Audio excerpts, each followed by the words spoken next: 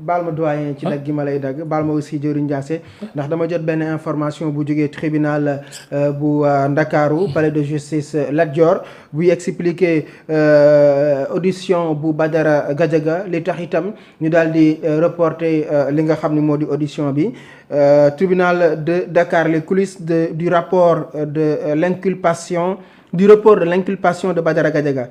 Le chroniqueur de la TFM, Badara Gadiaga, a échappé de justesse à un placement sous mandat de dépôt. N'eût été la stratégie de sa défense qui a boycotté l'audience d'inculpation, il aura été envoyé en prison. En effet, le procureur de la République, après avoir examiné le dossier, l'a confié au doyen des juges d'instruction. Il a visé plusieurs chefs d'inculpation, notamment discours contraires aux bonnes mœurs, diffusion de fausses nouvelles, offense à une personne exerçant tout ou une personne exerçant tout une partie des prérogatives du président de la République, violation des articles 80, alinéa 2, 254, 255 et 257 du Code pénal. Ce dernier article concerne notamment la réception, la sollicitation ou l'acceptation de dons présents ou subsides dans le but de mener une propagande de nature à compromettre la sécurité publique. Face à la gravité des faits et au risque réel de mandat de dépôt, ses avocats, maître Baba Diop, Moustapha Dieng, Alioune Badara Fall, Souleymane Soumaré, Aboubakry Baro, Abdou Alassane Diallo et Malick Fall ont sollicité un report d'audience de première comparution, invoquant l'article 101 du Code de procédure pénale. Selon eux, les conditions nécessaires à une défense efficace n'étaient pas réunies. La défense a souhaité que la comparution soit reportée au lundi 13 juillet 2025. Le juge d'instruction a cependant rejeté cette requête dans un premier temps. Badara Gadiaga a alors adressé une demande écrite au magistrat pour obtenir ce rapport afin de pouvoir être assisté par ses avocats. Refus à nouveau. Les avocats ont alors décidé de quitter le cabinet, laissant leur client seul face au juge. Ce dernier a ensuite demandé à Badara de convaincre ses conseils de revenir. Ces derniers ont resté fermes sur leur position. Finalement, après discussion, le juge a consenti au report de l'audience à lundi. Au cours de l'enquête préliminaire, les policiers ont approfondi leurs recherches sur les activités de Badara Gadiaga. Ils ont découvert une plateforme numérique dénommée GSIE. Lors de sa deuxième audition à la division spéciale de cybercriminalité, Badara Gadiaga avait refusé de révéler les noms de ces sociétés. Toutefois, l'enquête a révélé qu'il aurait perçu des fonds via cette plateforme. Sur ce point, il a nié l'origine illicite des fonds, affirmant toutefois l'avoir utilisé pour transférer des fonds depuis son compte bancaire vers son compte Orange Money. Ci enquête bi sukkandiku woon rek ci kàddu yi mu wax à la TFM contre le premier ministre Ousmane Sonko dañu dem ba cybercriminalité ñu découvrir benn plateforme numérique plateforme GSIE boo xam ne fu leen doon transférer xaalis boo xam ne ci Badara Gadiaga la doon jëm ci ay sociétés loolu moo nekkoon li nga xam ni moo xewoon tribunal. Ay avocat am dañu mujj buudee saalu juge bi bàyyi ko foofu ci lañ mujj consentir pour li nga xam ni moo di report audience bi jusque lundi. Loolu moo nekkoon audience mais li ma ci jaaxal mooy juste Badara Gadiaga et des sociétés une plateforme numérique bu ñu doon dugal xaalis te moom mu nié l'origine illicite de ces fonds nee na dafa doon jaarale compte bancaire am ci numéro plateforme numérique bi di ko dugal ci compte Orange Money. waaw lii lépp dana leer mais Sénégal lan la ñu war a xam on est en face d'une situation de ce qu'on appelle un coup d'état civil organisé comme ni ñu organisé woon le coup d'état civil qui a fait tomber Ablaye Wade qui utilisait ay société civile ay sponsors yéen a ngi fàttaliku bi ñuy daane Ablaye Wade ndom si yàlla ko yàlla yërëm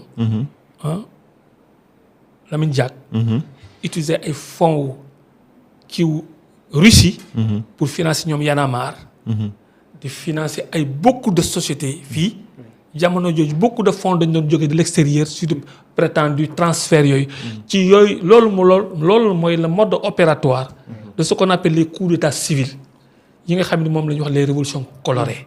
yoo xam ni du Sénégal rek lañ ko pratiquer dañ ko doon pratiquer ay révolutions orange un peu partout dans le monde. donc il y a des lobbies internationaux yoo xam ni. dañuy ay fondations ñoo leen di financer. moo tax Sonko wax na ko ci kii bi. nee na société civile yëpp.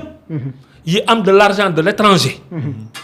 daañu leen xayma bu ñu gisee ne état étranger la ñu arrêté ko xam nga loolu moo sauvé Poutine. Poutine bi révolution yi colorée yi commencé di dem ay Géorgie. di daane ñoom Shevardnadze. di daane ay les chefs d'État en Roumanie. dem Baltes yi. loolu la ñuy wax les révolutions colorées.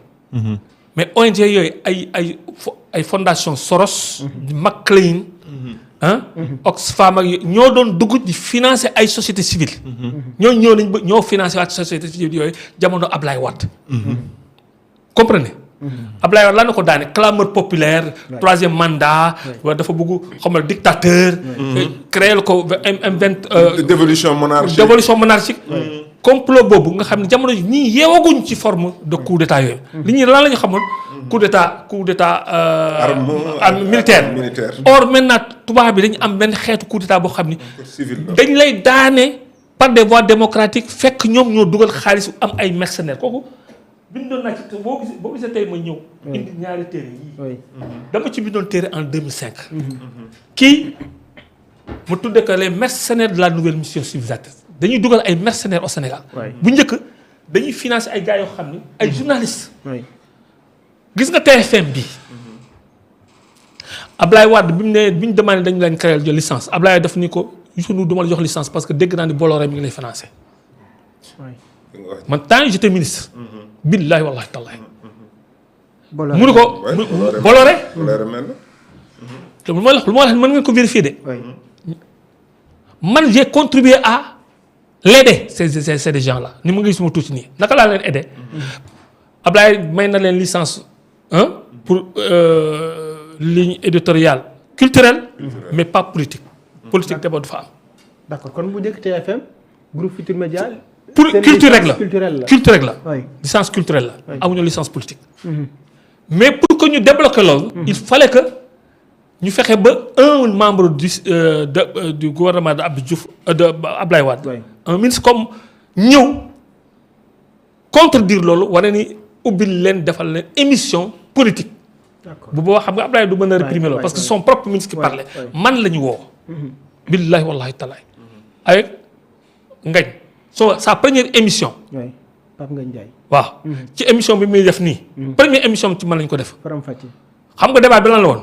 waaw ñun les licences culturelles la ñuy jox mais licence gars yi dañu bëgg ba ñu jox ci politique man leen nañ def politique. ma assumé ko Ablaye Wade bàyyi loolu mu jàll. billahi wallahi talaay. bu ngeen demee ci YouTube. daf leen Amadou Lamine Faye. Ngagne da ngeen gis la première émission où on a parlé de cela.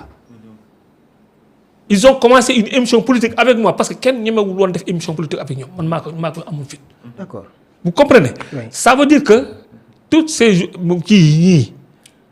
cëpp ñii. financement occulte yaa ngi ci biir Sénégal. presque moo tax ñoom ñooy xeex Sonko ñoo xeexoon Ablaye Wade tey ñu doon xeex Ablaye Wade ba daane Ablaye Wade. ñooy xeex Sonko pour daane ko avec le même mode opératoire. même pexe yi ñu doon ba réussir ko. mais ils sont tombés avec Sonko. qui n'est pas naïf. kii xale la ko xam nga Ablaye bi mu nekk foofu mag la. yenn saa boo ko daan conseillé sax moom dafa daan tolérant trop. mais Sonko gàtt la boo ko dóoree mu dóor la. Ablaye boo ko dóoree mu ci parce que mag la du dóorante xale yi. loolu moo tax ñoom ils vont échouer avec Sonko. tout ce complot là international. qui commence à se révéler. wala na ci Gadiaga. Gadiaga dafa génn rek gars yi ci wut def ni combat bi agsi na à un point boo xam ni su Gadiaga daanoo. Sonko rey toute l'opposition ak le sponsor